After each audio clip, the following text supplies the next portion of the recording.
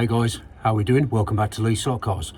So today I'm going to be showing you how to make really cheap grass flock. Now this is something that gets used a lot for adding sort of grass detail to a layout, whether it's a slot track layout or a model railway layout or even just a general diorama build. Now flock is quite expensive to buy. You know, you're looking at £6 or so for a bag about that big, and it really doesn't go far. So I have found a way of making my own that costs virtually nothing. And the base product for this is sawdust. Now, I haven't actually got any sawdust, but I have got this. I have this, a saw and some wood.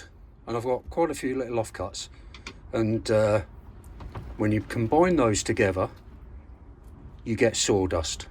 So I'm going to be, well, channeling my inner lumberjack and doing some wood cutting to give me some sawdust, and when we come back I'll show you what I do. Right, so I've collected up the sawdust and I'm just going through the process now of just sieving it. But I will probably use the thicker stuff, but for now I'm just going to focus on this, because this is what I need at the minute. That this other stuff will have a use. Well, that's picked up a lot of crap that I've had lying around the floor, but there you go, it'll all come out in the sieve. Okay, I think that's about it. That's not a bad little, it's not a bad little collection, because I only did a couple of passes, or chopped a couple of slices off the wood. So this is all what we've got to work with. It's quite a bit there, so let's see what we do next. There's actually quite a bit in there. You know, that's probably the amount you'd get if you bought a small bag of flock.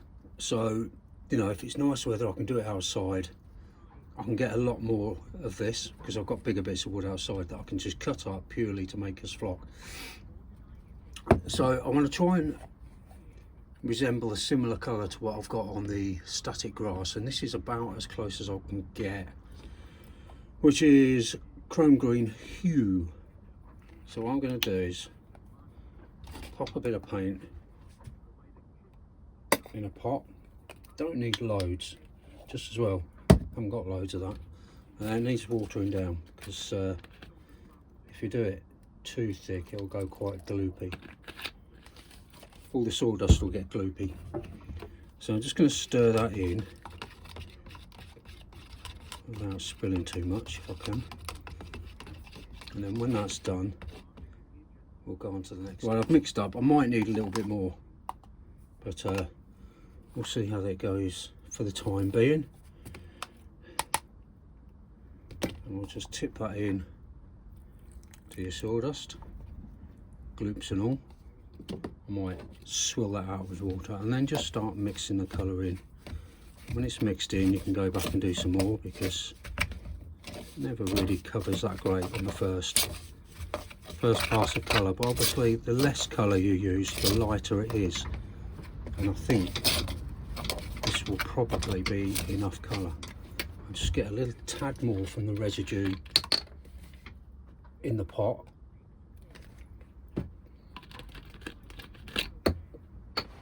Bollocks.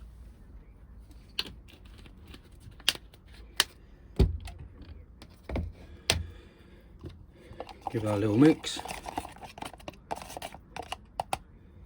Tip that in. Okay, that'll do. Now it obviously is going to be a bit wet and gloopy, and they naturally, the individual bits of the sawdust are going to stick together, but don't worry, this is just another step in the process. So let's pull that away for now, and I'll grab a piece of cardboard.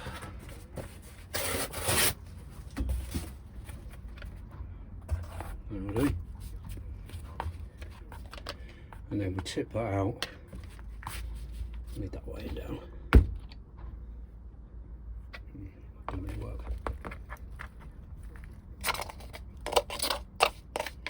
as much of this out as I can. I'm kind of rushing this because I don't want the video to go on too long, because it's not very exciting. I just wanted to show you the steps that I take in making flock. So there you go. The colour actually looks about right, so I'm really pleased with the colour. And what I'm trying to do now is just literally spread it out along the board, and then you can just leave it to dry out. But in between it drying out, just sort of keep going over it and trying to break up the pieces as much as possible. When it's all broken up, when it's all dry, you know, you can break it up with your hands and, well, run it through the sieve if you really want to be particular about it, and just push it through the sieve as if you're making a puree. Like I know how to make a puree. So there you go. It looks like mushy peas at the minute, but we'll let that dry off, and then I'll keep coming back to it and just to separate it and so on. And we'll leave it at that and see how it dries. So once you've got a stock of this sawdust, there's so many different things you can do. This is coloured with, doesn't show up very well on in the light in the camera. This is more of an orangey colour, and I've done one in red. I've done a small pot of blue, and they're really good for if you want to do sort of flowers on bushes and colours in bushes and trees and shrubs and so on. Then that's really useful for that. So the world is your oyster. Let's wait for this to dry. Well, some time has elapsed since I started doing this, but anyway, it's now nice and dry. So what I'm going to do is just sieve it off and trying to get all the lumps and bumps out. I've said lumps and bumps far too many times on this video, I think.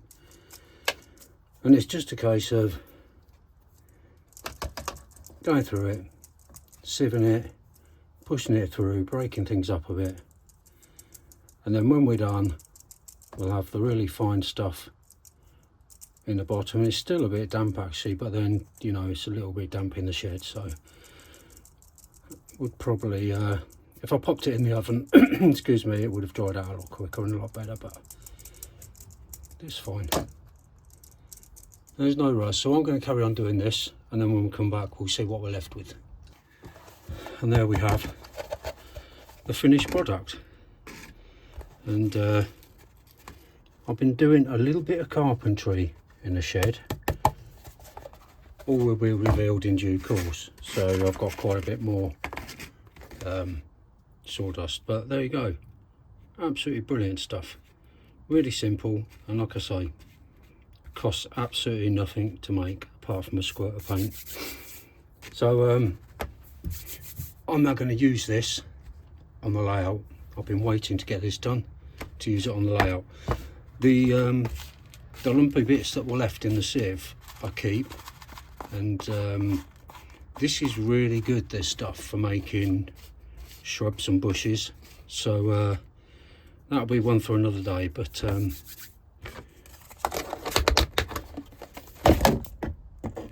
camera just fell off.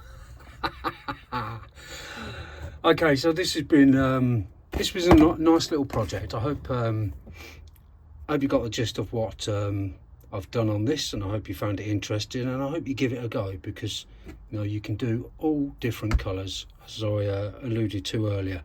So I'm going to leave it there before I have any more catastrophic camera incidences, and in the meantime, thanks for watching.